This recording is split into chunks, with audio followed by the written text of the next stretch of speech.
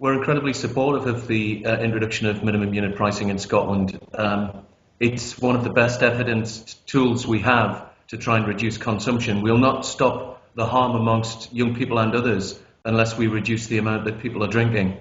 And World Health Organization and other experts suggest that reducing the affordability of alcohol is the best way to do that.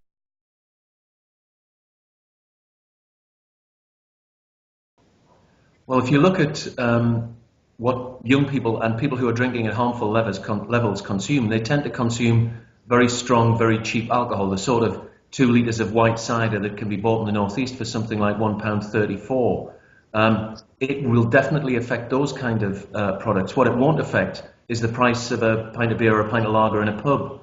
If you're talking about 50p a unit, most pints of lager probably got between 2 and 3 units in them. So that's a maximum of £1.50.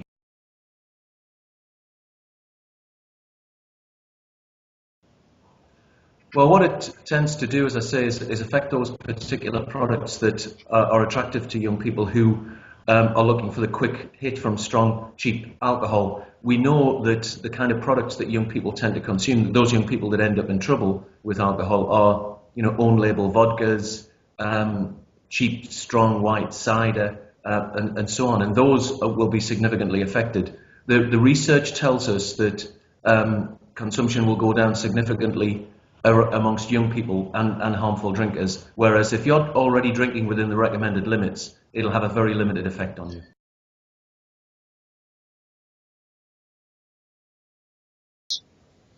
Well, there's no evidence to suggest that that will happen. We know that young people experiment. They're experimenting now. What we need to do, that the alcohol industry will wave lots of scare tactics at us to suggest that you shouldn't deal with what is a significant problem now because it might cause other problems. What you've got to look at is that alcohol-related violent crime is something like 50% of violent crime is related to alcohol. Crime and disorder generally is related to alcohol. Domestic violence, family breakdown. Alcohol is a fuel for a whole range of crime currently, and minimum unit price will help to reduce that. It won't cause greater problems.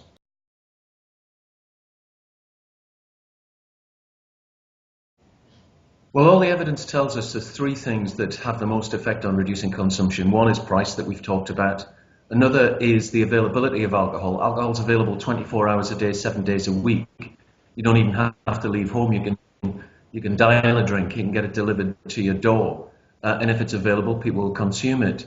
All the evidence tells us that. And the other thing, which is particularly important for young people, is alcohol marketing. The alcohol industry spends £800 million a year pushing this addictive drug into the marketplace. That affects young people in particular. All of the evidence tells us that.